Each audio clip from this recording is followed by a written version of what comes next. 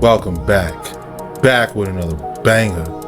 It's the React Files, where we react to the creepiest, craziest, scariest TikToks. You should watch along. Hope you're having a good night. If you haven't already, please take a second just to smash that like, subscribe, ring that notification bell, just to make sure the algorithm know what's up. So let's get straight to it. Demonic-looking statues of Kid Cudi are appearing all over the world. This right here is in Paris, it's also New York, and they just arrived to the docks of Long Beach and Manhattan Beach. The statues appear to be 33 feet long, and around his neck is a chain with the face of Jesus Christ on it like he wears in real life. If you remember, not too long ago, Doja Cat did the same thing. These artists and record labels, whoever's in charge of this, are going to new lengths so that we can idolize these artists. I understand this is marketing for their new albums, but this is just going too far. Yeah, they taking marketing to the next level. I ain't gonna lie, them statues did look kind of cool. What you think?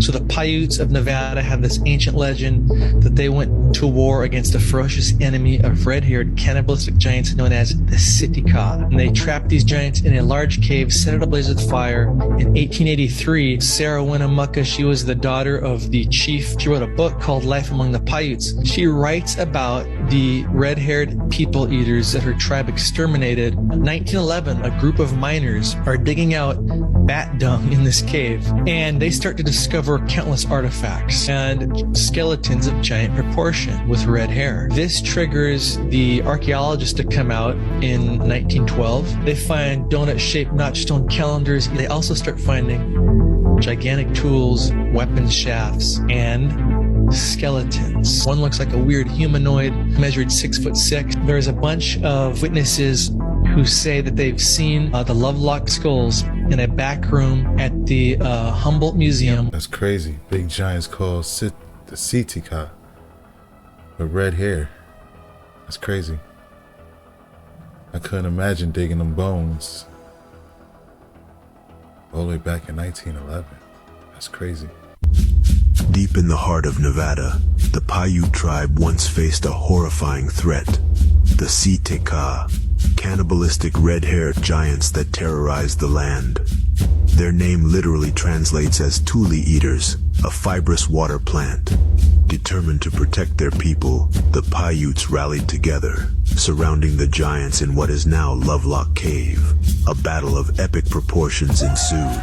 The giants fought back fiercely, but undeterred, the tribes unleashed a storm of arrows and fire upon them. Flames engulfed the cave, forcing the giants to retreat deeper. Arrows found their marks in the darkness. Amidst the chaos, the giants met their demise. Some turned to ashes in the merciless flames, while others suffocated in the grip of smoke. The cave's entrance collapsed, forever sealing away the remnants of the Sitka, their resting place inherited only by the bats. Lovelock Cave, also known as the legendary Bat Cave, held the secrets of ancient civilizations, forgotten by time. In the late 19th century, daring miners discovered remnants of a forgotten era while searching for guano. These findings sparked curiosity and led to further explorations. Alfred Kroeber, a visionary explorer, organized the first official excavation in 1912. Mummified remains, ancient artifacts, and a stone calendar emerged from the depths, unraveling the enigma of Lovelock Cave. Radiocarbon dating linked it to the thriving Lovelock culture, and astonishingly connected it to the Uros Indians near Lake Titicaca. Lovelock Cave stands as a powerful testament to the captivating Paiute legend. The artifacts discovered within offer glimpses into a bygone era, whispering stories of battles fought and legends that shaped the land. It beckons adventurers and archaeologists as a hidden time capsule, symbolizing the enduring power of legends and the relentless quest for knowledge. As these artifacts find their home in museums, they remind us that truth often intertwines with myth. Lovelock Cave stands as a silent witness, inviting us to unravel its secrets and embark on a journey into the depths of our own history. Wow, that's amazing. I've heard about Lovelock Cave in the comments down below. But I didn't know it was like that. Straight giant cannibals, red-haired. Bro, and you see, in order to stop a giant, you gotta use fire. Wow, this is incredible. Wonder why we don't hear about this. So when the Zeta Grey sent the decree for the Setica giants to go out and wage war on the earth, the ones that came into Europe, their culture was to cut the skin off the people's heads and just stack them up as trophies. So that's what they was doing a lot of the times. These are the people that actually used to live in Paris and England, Italy, and Scott. And when they came in, they slaughtered everybody, just like Cortez did when he came into the Mayan Aztec Incan Empire and established new kingdoms. I think it's crazy how many skulls are down there. Like, the whole tunnel. And it's like you got skulls, rows, and volumes of skulls. Bro, like they was taking out villages. Like, crazy. And they were collecting them as if they were souvenirs. Bro.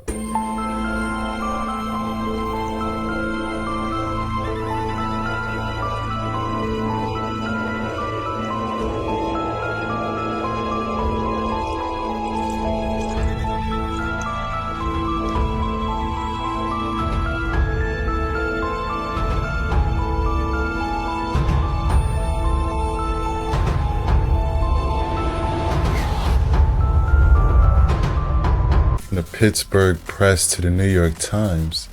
This was some big news back in the day. I seen one of the articles say they unearthed giants with horns. Bro, that's crazy. It was like early 1900s. The Nephilim appear for the first time in the book of Genesis. They were a legendary race of hybrid giants, the result of the unnatural union between fallen angels and human women. They existed at the time of the patriarchs Noah and Enoch. These giants terrorized the people and took advantage of their enormous size and strength to do whatever they wanted, and it is said that they were very evil and perverse. The Nephilim were very violent and with superhuman forces that filled the earth with violence and terror, leaving death and destruction in their wake. Besides being mentioned in the book of Genesis, they are also mentioned in the book of Ezekiel. The giants that terrorized the earth were destroyed by the wrath of God through the universal flood. Undoubtedly, we do not know so much about our past that it would not be incoherent to think that this legendary race of giants called Nephilim have existed and terrorized for a long time. It is even believed that these beings are still alive, asleep, or hidden from all of us. Comment your opinion and follow me for more.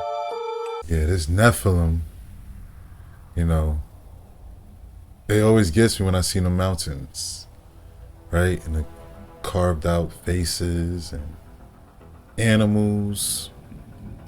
Like, bro, right? How big were they? Let me know in the comments down below what you think about the Nephilim. Wake the fuck up, the Nephilim still exist. But this was one of the craziest videos of 2022 so far, bro. And they was grinding me up saying I look just like Bo, but I don't. Let's go! I'm telling y'all, the Nephilim roamed the earth, bro. They stuffed him. He's stuffed. They probably still live in remote places on earth. Wake up! One more time, wake up! Yo, just the thought that he's even stuffed, like he's some type of deer or something, makes it even more creepy. Like, yo, like what if they were cool with them in that village? Like, what? Watch this. Pay attention what they've been telling y'all. Pay attention how they always saying these beings, these Nephilim, these giants existed thousands of years ago that wielded these swords and all of this. This is not a giant. This is a small man right here of this same bloodline. This is just one. They don't want to show us thousands, millions of these people all in one place, all the same size or much bigger. This is a civilization, a race, a master builder race. It's ancient. It's still here. Pay attention. Look how they greeting this man.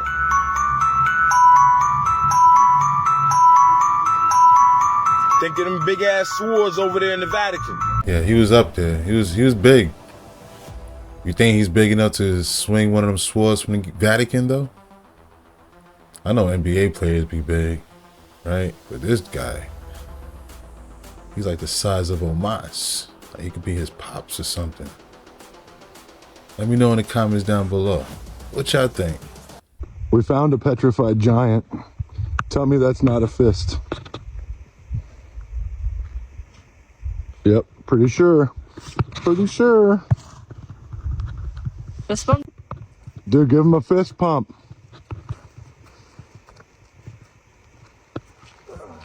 Nice. Yeah, it kind of did resemble a fist. I don't know. I'm on the fence, you know? It could be not, right?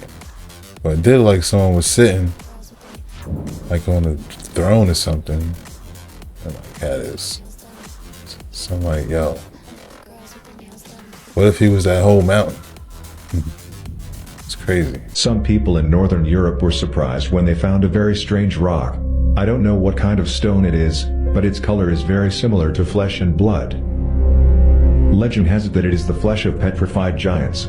Because it was not suitable to exist in the New Age, God destroyed them, and they turned to stone. These rocks look nothing more than chunks of meat. Not only that, people also discovered rocks with strange shapes, such as human faces and bodies. The mountains look like human muscles. Do you believe there are giants turned to stone in the world? Yo, that's crazy. It was still red, not even pink. Like, bro,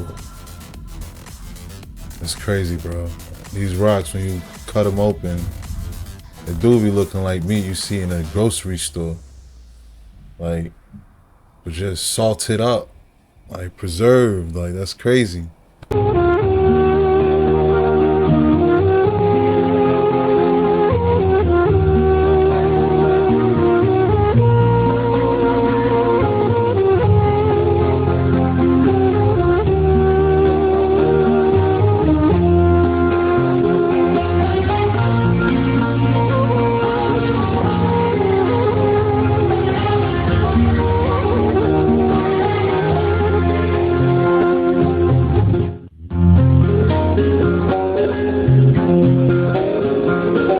So original footage supposedly of the Anunnaki king Gilgamesh, right?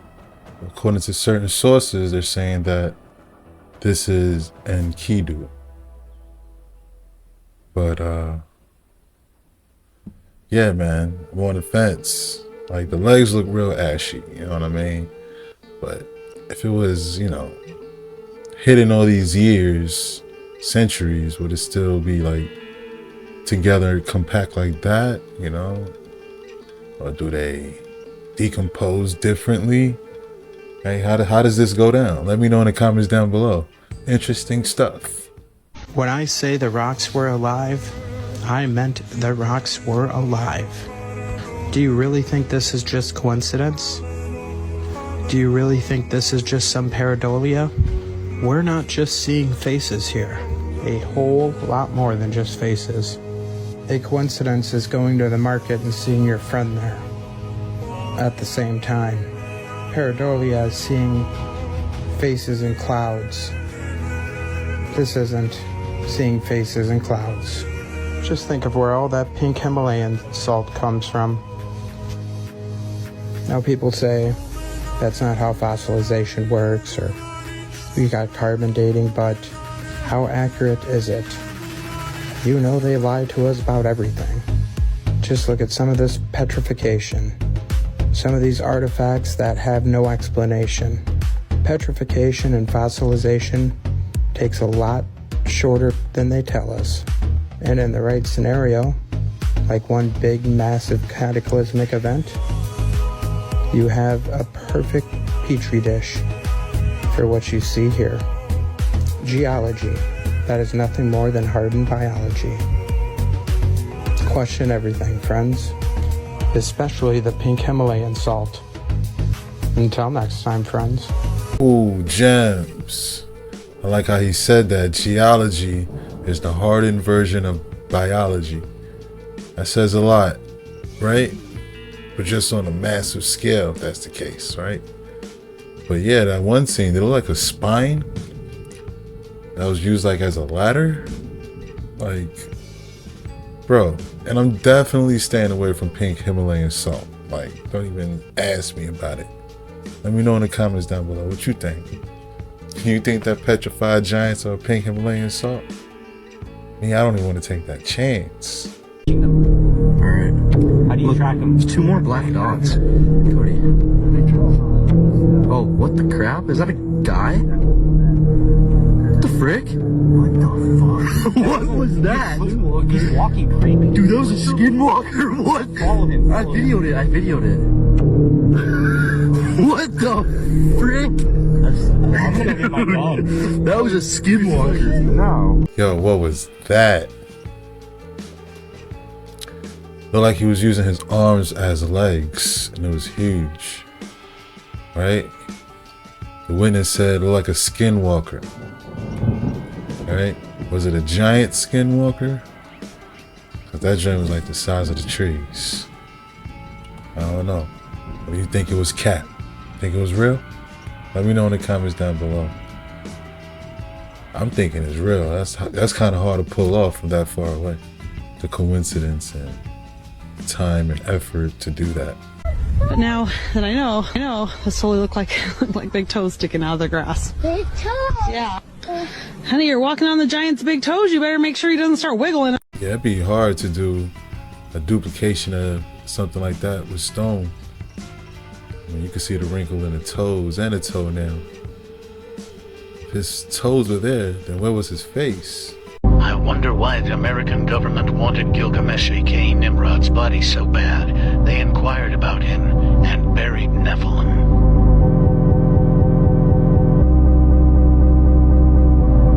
Yeah, they definitely want to experiment on that.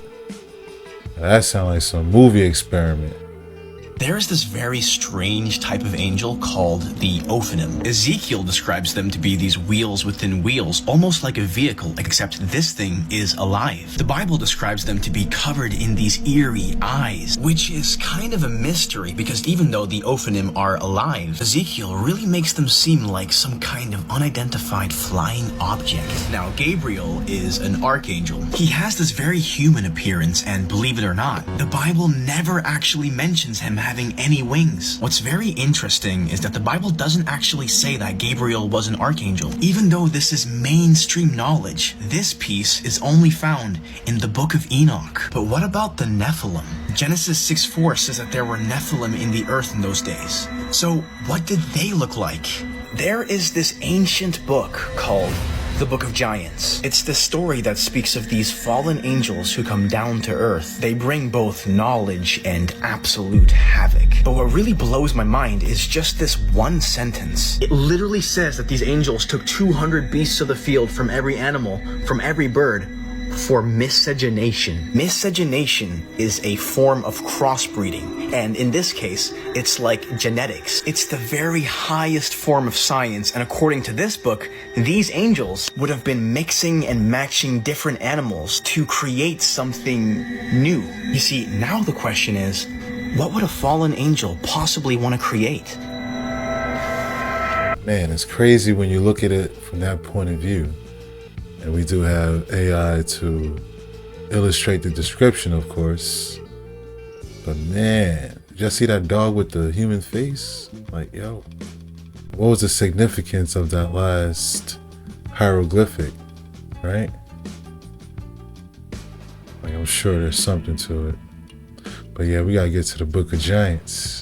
Giants and monsters. They begot, and behold, all the earth was corrupted. Through this, we can come to the conclusion that these fallen angels were breeding with animals, and their offspring would be half animal and half fallen angel and very large in size. This reality would make sense with all the ancient depictions of monsters and creatures. Maybe those creatures weren't figments of their imagination, but actual half human, half fallen angel monsters roaming the earth. These beings maybe could have even held the capacity to think and reason just like the giants could. We know that giants had the capability to hold conversations because of the account of Goliath challenging and enticing the armies of Israel in 1 Samuel 17, 8-10. A fragment of the Book of Giants also confirms some of these monsters having the ability to reason and communicate, when some of the giants had dreams of their destruction and shared these dreams with the monsters. Fragment 4Q530, column 2. Thereupon 2 of them had dreams, and the sleep of their eyes fled from them, and they arose and came to, and told their dreams, and said in the assembly of their comrades, the monsters. These monsters didn't hold the same connection to the fallen angels as the giants. The Book of Giants and the Book of Enoch describes the fallen angels' close connection to their children, the giants. Whereas these monsters were their offspring,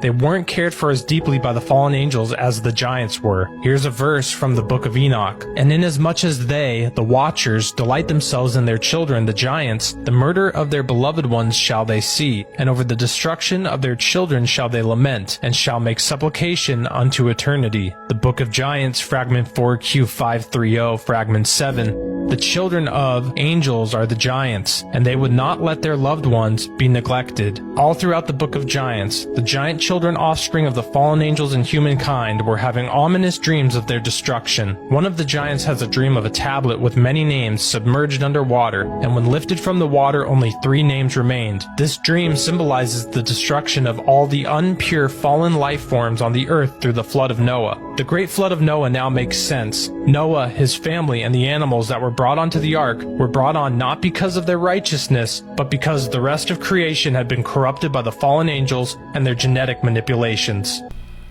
Wow, what a story. Could you imagine hearing that in church? Like, we just hear the story of Noah from Noah's side. When you think of it from the giants, right? It's kind of sad. You know, it wasn't their fault they were born here. And it was from the fallen angels, you know, according to the story. Right? It's like, dang, bro. That's crazy. Yo. It's good stuff. When you put it all together, it's like, whoa. Let me know in the comments down below what you think of the Book of Giants. Welcome back to The Trumpet. You know I always like to take people somewhere interesting, and this time it's going to be the gates of hell. But before I can get you there, I'm going to have to stop by the Vatican, St. Peter's Basilica, and show you right where we're supposed to put the key. And if you want to call it a skeleton key that goes in here, that's perfectly fine, because this plaza was built over the bones of thousands and thousands of pagans. Revelations chapter 9. And the 5th angel sounded, and I saw a star fall from heaven unto the earth, and to him was given the key of the bottomless pit. You know, that scripture just said that a star descended from heaven. If you look right over my head, that whole place right there is shaped like a star, and that's the key to where I believe is the bottomless pit. And that's called the castle of the holy angel. Let's go right to the Old Testament and find out about that star. How art thou fallen from heaven, O Lucifer, son of the morning? How art thou cut down to the ground, which did weaken the nations? For thou hast said in thine heart, I will ascend into heaven. I will exalt my throne above the stars of God. I will sit also upon the mount of congregation in the sides of the north. The Old Testament books that told all about the stars that descended from heaven and deceived mankind, well, they were all taken out of the Bible by the Roman Catholic Church. And all of those books were found in the Dead Sea Scrolls in the 1940s. They were found thousands of years later, right along with the rest of the Old Testament documents. Go to my bio page and click on that link tree if you want a free copy of those books. Click on that button right there and download your copy of the Book of Giants. And if you click on the button right underneath it, that's the Book of Enoch. And on my bio page, if you click on that little black square right there, that'll take you right to my YouTube page. And I read both of those documents to you, word for word. All throughout Rome, some of those angels are just hidden in the background. This is on top of that building, right in the middle of the star. And yeah, there's a great pit right in the middle of St. Peter's Basilica. Right over my head is that pit that goes down into the crypt, and I'm going to take you there in just a minute. I just wanted you to see the inside of St. Peter's Basilica and how it was built for somebody about 20 foot tall. All of the doors and all of the entranceways all lead to a throne that's built for somebody that's 20 foot tall. There's the pit in the middle of the cathedral. There's the altar that's right there in front of it. There's the step through for somebody that's 25 foot tall. And there's their throne right there in the background. And again, it's made for a giant. Look how small all the normal people are down here. And look how big the throne is right over my head. Genesis 6, verse 4. There were giants in the earth in those days, and also after that, when the sons of God came in unto the daughters of men, and they bare children to them, the same became mighty men, which were of old, men of renown. And there's totally a sunken city of the dead, right underneath the altar there. The whole place is named after St. Peter, and he was never buried there, and I assure you, he was not the first pope of the Roman Catholic Church. A sunken Roman narcopolis full of dead people, all complete with a steel iron gate, skeleton keys, and stars all over the place. There's just nothing holy, holy, holy about this place. Go download your copy of those hidden books and read along with me of what we should know about the stars that descended from heaven and deceived mankind. And like and follow the trumpet for more. And have a blessed day. Shout outs to the Trumpet. My first time ever seeing one of his videos, and it was highly informative. Right? You've seen his information. Make sure you go grab your book of Enoch and your book of Giants. Support him. Like and subscribe. Go check out his channel here on YouTube. Right? He's full of information. Right? Like, wow. That throne was huge compared to them humans. Right? Because, yeah, those cathedrals wasn't built for humans. For real, I'm convinced. That I'm convinced on. Let me know what you think in the comments down below. When it comes to the Book of Enoch, there are three things that I guarantee you've heard before. One, it's not canonized, so it can't be scripture. Two, it's a different Enoch. And three, it was written long after the flood.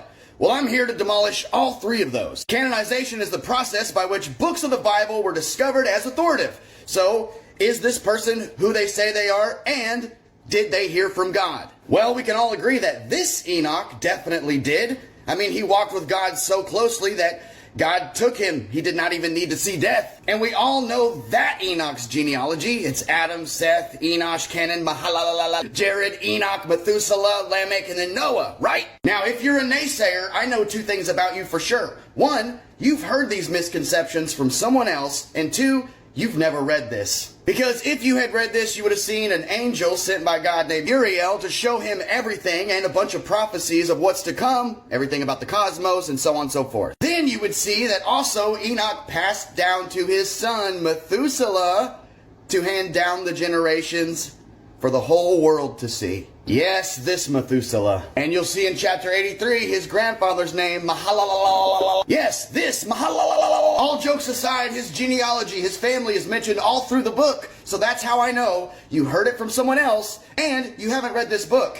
Now, think of who canonized it. Now that we've obviously determined that Enoch is a verified saint, and the book of Enoch was obviously written by this Enoch. The Catholic Church, the popes, they canonize. Yes, the Catholic Church, the popes who are at the Vatican, which pays homage to the freaking serpent, and has a telescope named Lucifer there. If you had taken the time to read this, you would understand the influence that these fallen angels have had on this world since the beginning of time, okay? And you would find that there's evil at the top of every pyramid, including the Vatican, and that's easy to see. Super easy to see, and you would find that if they are the ones that are hiding this, and they pay homage to the serpent, and they don't want you to read this, should I say more? I hope you enjoyed tonight's rabbit hole.